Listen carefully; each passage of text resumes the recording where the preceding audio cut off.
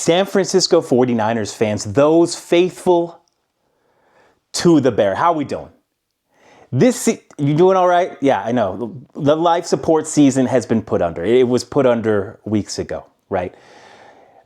Let's talk about some silver linings. Let's talk about a few things, a few players, a few things that worked out for the 49ers season, because all was definitely not lost in this atrocious season, this season of infamy. No, it wasn't that disastrous, but let's move on. Okay, number one, nobody of consequence asked off the squad. How happy are we about that, right? Nobody sure, Devondre Campbell, linebacker, he quit mid-game, against the Lions, I believe it was. Sure, he quit, walked off the field, never to be seen again. But when we look at a season where a few games before that, we had Deebo Samuel punching a snapper, Taybor Pepper, and a little bit Jake Moody, right? I think he got a clip of both of them. Look, when that was happening, I'm glad at least the Niners sort of righted the ship, right? So this offseason, the Niners aren't going to be known as that team that nobody wants to go to because they're in such disarray, right? They're able to claim the narrative. We had some of the most injuries in the league. Now, I believe that the injuries didn't really actually have a lot to do with the Niners' demise this season, but the good news is for the narrative, it appears so to everybody else, okay? So we're good to go. Juaun Jennings, can we talk about that guy? Juaun Jennings, dog. Legit number 2 receiver. I'm going to say that one more time. I believe Juaun Jennings is a legit number 2 receiver.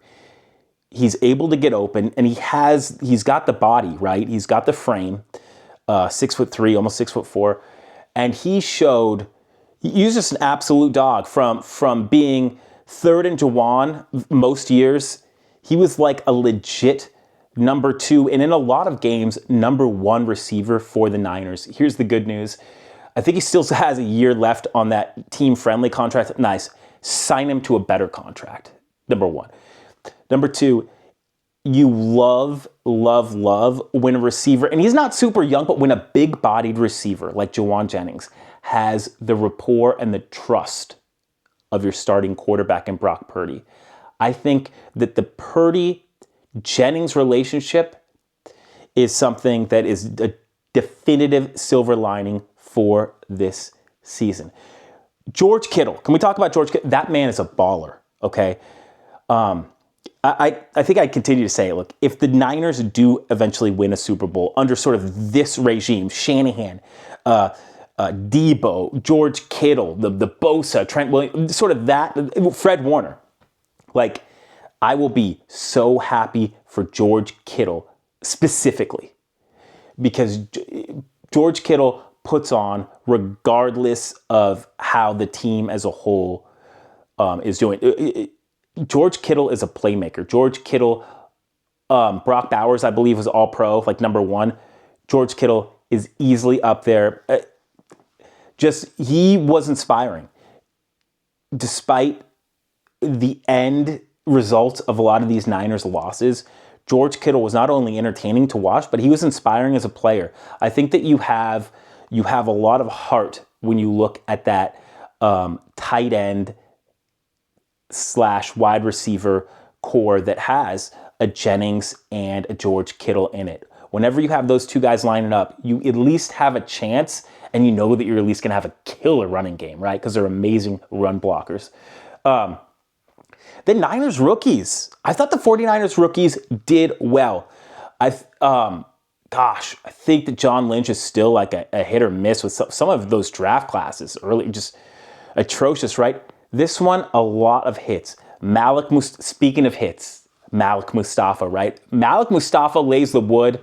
I really like him because he's around the ball all the time. He's one of those players. Malik Mustapha is of the mold of the players that you want on the 49ers. Active, always around the ball, swarming, and hits hard. However, oh my gosh, I'm not going to let him go. I do not forget when Patrick Mahomes trucked him. Not good. Not good. Dominic Puni as well, Niners guard, came on extremely strong. He had a ridiculous start, a pretty good middle, a little bit of a lethargic end. He got called for some penalties. I think that he allowed maybe his first sack or two in the latter games. I'm going to allow that. I'm definitely going to allow that. And I think that Dominic Puni is going to be a really good starting right guard. I think that the Niners need all the help that they can get up front, and that is at least a good start. Renardo Green, I'm not sure how many passes defensed he has, but I think he has like 12 on the season. An underrated player. Renardo Green's the Niners rookie cornerback from Florida State, right? Better than I thought he was going to be. He's not as handsy in a bad way as I thought he was going to be down the field. He's got good ball tracking skills, and he's a dog. He gets his nose in there.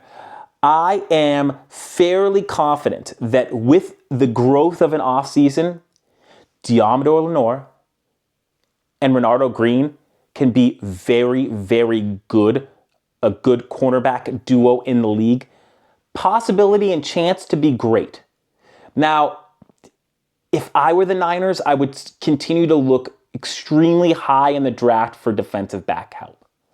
I think the Niners need more speed on the field that can help. Defensive backs can help that. And their safety, like Jair Brown, Talanoa Hufanga, they were spotty this season, man. They were not as solid as you would like your safety duo and pair to be. Props to Malik Mustapha for sort of solidifying that, for steadying the ship. The Niners need help in that respect, though. Last but not least, hey, Ricky Pearsall. Slick Ricky, pretty Ricky came on strong at the end. I think, did he break the Niners rookie record for receiving yards in a game against the Detroit Lions? I think he may have, and just props to him.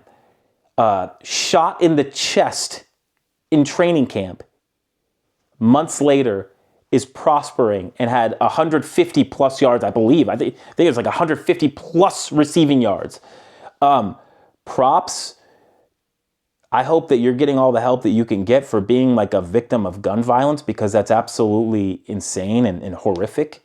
But oh my gosh, man, what an inspiring story. When we look at silver linings, right? When we look at finding inspiration from the loss, look no further, Niners fans. Look no further, Niners faithful, than wide receiver Ricky Pearsall. Good news with him. It is rumored that he already has, I think that he already has throw dates scheduled with Brock Purdy. They're going to need it because Pearsall will be asked early and often next season to produce, which is going to have to do. Who knows if Deebo will be on that squad? I think he probably will, but we don't know. And Brandon Ayuk is like, you can't even, he just needs to heal, right? He may not be like fully healed until next December or so. This may be a redshirt season for Brandon Ayuk. Overall, I think the Niners need to get younger. They need to get more desperate. They need to get players who hit a lot harder. They need to get nastier in the trenches. But I think that there's hope. Why is there hope? Because I watch a lot of football, and the NFL the talent isn't like that great. I look at the NFC West, and it's like, okay, like there are good teams in the NFC West, the Rams, the Cardinals, the Seahawks. There are not great. I don't see greatness, this crazy greatness all over the league. I just don't see that, like at all. And so I think that because the Niners are a competitive franchise, and because they have a pretty high floor with Coach Kyle Shanahan, I have I have confidence that they'll really come back next season. Now, I've criticized Kyle Shanahan. I said that he wasn't a leader of men. I'm saying it right now. I don't think that Kyle Shanahan is a leader of men. And I think that he can get away with winning even as much as a Super Bowl, just being himself. A couple things do need to happen though. Number one, his coordinators need to be absolutely on point. So hopefully they get a game wrecker of a defensive coordinator, because they'll need it. I believe that he's relinquishing his duties to Clay Kubiak, the play calling duties, and that is perfect.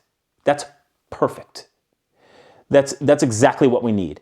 We need Kyle Shanahan to have a little bit less of a reign on the full control over the offense, because this is why. Because if he lets Kubiak sort of lead the way, I think that Shanahan will be more effective as a coach with the perspective, without those just call the next play and the next play. Without those blinders on, I actually think that Kyle Shanahan can improve as a coach. And I think that was seen when he had coordinators like on offense, Mike McDaniels, and on defense, D'Amico Ryans and Robert Saleh. So,